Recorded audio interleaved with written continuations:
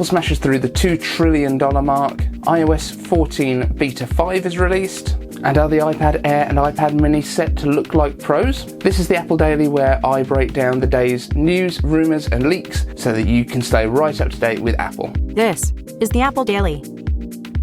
If you love Apple news, hit the like button, subscribe and ring the bell so that you don't miss a thing. Yesterday, for the first time for any American company, Apple broke the $2 trillion mark in the stock market.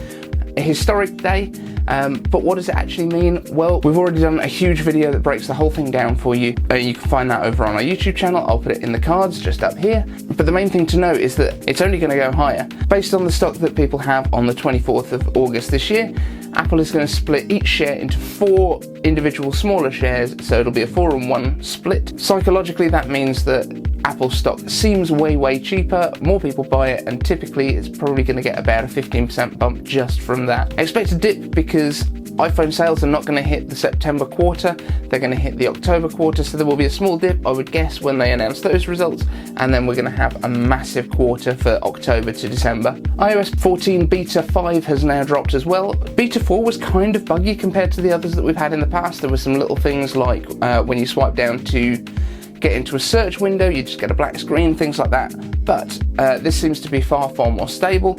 Some of the biggest changes include alarm clocks. You used to have to swipe up and down to scroll through the clock wheels. Apple changed that in the earlier betas, and now you've got the option of typing the time in or going through the swipey wheels, which is the best of both worlds. There's been an extra large news widget that's been added. You can only have that in the widgets pane in the stay view. You can't have that on the main screen because it would literally take up a whole home screen. A few little bugs have been squashed, like being able to see your credit with the Apple Store, things like that were just little minor bugs in the previous version. And also with the featured Photos app, which I use on my home screen, you can now allocate certain photos that you don't want to appear in there, which makes sense because there are some random old photos that maybe you just don't want to appear on your home screen. All in all though, they're literally tidying up the loose ends. It's really not long now until we get the gold master releases of the iOS and iPadOS versions, so stay tuned to see exactly what's going to happen. Finally, the new designs for iPad Air and iPad Mini,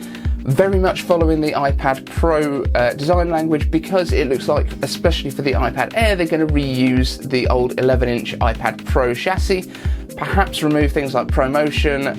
It looks like it's going to get the A14X chip perhaps, which is an impressive bit of kit to be putting into a non-flagship, which makes me think maybe the Pros are going to get Z processors from now on, which are even more powerful, an X processor for the more powerful iPads, the standard A14 for the base iPad maybe. But yes, I'm really excited to see the industrial design, Face ID, USB-C all come into lower price iPads than the Pro versions, which is going to be great. It's just going to really start to unify the design language. The one thing that really came to mind that isn't actually fitting in yet with the current design language is going to be this, the Apple Watch. The physical design language has really not changed throughout the years, although this is literally the first generation. It looks very similar to even the newest. They've still got the rounded edges, they've still got the curved glass that touches into it, which looks a lot like iPhone 11, the iPhone 10, the iPhone XS design language with those curved edges,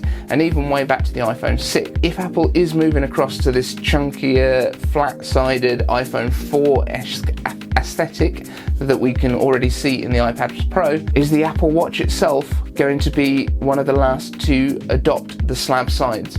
I think it's going to look really sharp, as long as it's still comfortable to wear. That's it for this episode of Apple Daily. My name's David Eden Sangwell, and I'd love to hear what you think about all these stories down in the comments.